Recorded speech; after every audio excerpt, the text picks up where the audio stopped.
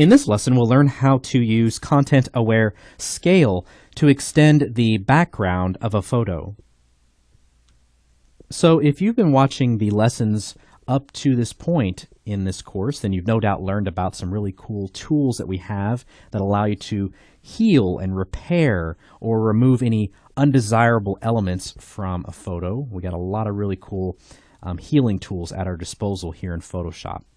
This photo here is going to be a great example of how you can basically extend out the background, okay, to where it still looks very consistent and matches up with the background that we currently see without disrupting the primary focus here, which is of our subject, one of our very own instructors, Kyle Green.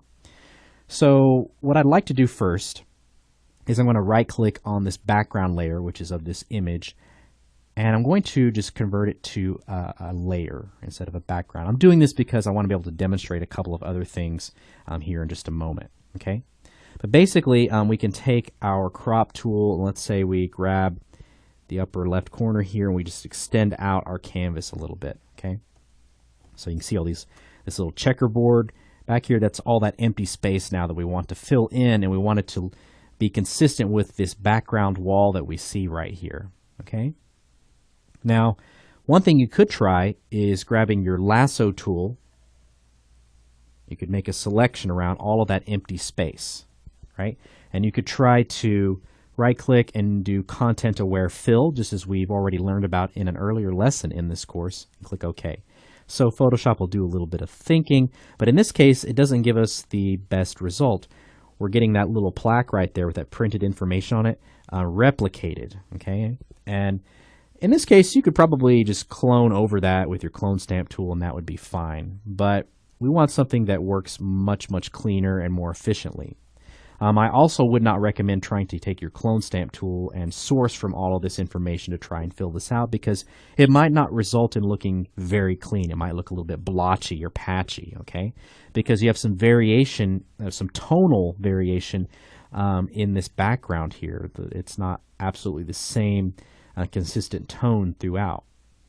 Now, another thing that I would not recommend you doing is hitting Control-T on your keyboard to free transform this and try to scale it up, because that is actually not going to really give you the desired result you want anyway. Okay, you're not gaining any additional space to your background, and all you're doing is you're going to run the risk of really skewing other elements of your image, especially right there on Kyle. He's getting all stretched out. Okay, so we don't want that. So we're not going to commit to that change. So this is where we can use content-aware scale. I'm going to duplicate this layer, just right-clicking it. I'm going to choose Duplicate Layer, and I'm doing this so I can make a comparison for when we're done. Okay? So what you can do here is come up to Edit and choose Content-Aware Scale. The keyboard shortcut for this is Alt-Shift-Control-C. So I'm going to go ahead and choose that. Okay? And we'll go ahead and zoom in here just a little bit. And I'll start here at the top. Now notice as I do this, as I'm pulling this up, look at Kyle. He's not getting stretched out at all. Okay? So as I pull this up, he's not getting stretched. We're seeing just very little stretching there with that background image. And the moment I start to see some distortion, right about there, I'm going to stop. Okay? I'm going to come over here now to this to the left side here, and I'm going to do the same thing. The moment I start to see some distortion right there with that printed plaque, I'm going to pull back. Okay, right about there. So we've already started to expand the background some. I'm going to go ahead and commit to that change by hitting this check mark. And now I'm going to go ahead and go through that again. So if you remember, the keyboard shortcut is Alt, Control, Shift, and C on your keyboard. And now we'll go ahead and do the same thing again. Notice how Kyle isn't getting stretched out there. And then I'll come over here to the left side. We might start to see a little bit of distortion right there on the paper.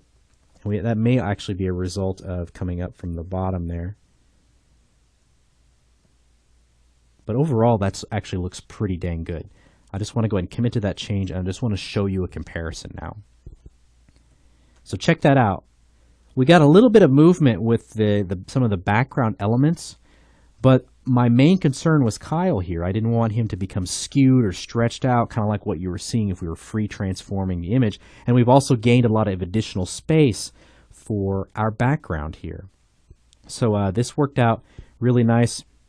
We could probably try this a few times to get it just right. We get a little bit of distortion right there with that plaque. But again, we could really continue on at this point and try extending the canvas out even further using content aware scale one more time. Kind of seeing just how far can we push it. So we got that image right there got moved over just a little bit, but really it didn't really get distorted in a very noticeable way. But again, we gained all this background information. So again, think of if you've got a photo of a model that you've taken of, and you have a background that probably has, kind of a gradient to it or something like that, some tonal variation, and you're wanting to just extend it out. You just want to have some more room to play with. I would recommend using content aware scale, where it'll take all of this empty information here where we don't have any pixels, and it'll basically fill that information in. Okay. So really, really cool stuff. So thank you for watching this course. Again, we've covered some really cool tools. We've talked about the spot healing, the healing brush tool, the patch tool, the content aware move tool, the content aware fill feature. So all of these different tools and features that you can use here in Photoshop to repair parts of an image, if they're distracting elements that are taking away from a photo that you've taken, or if it's a picture of a person, they got some little blemishes on their face.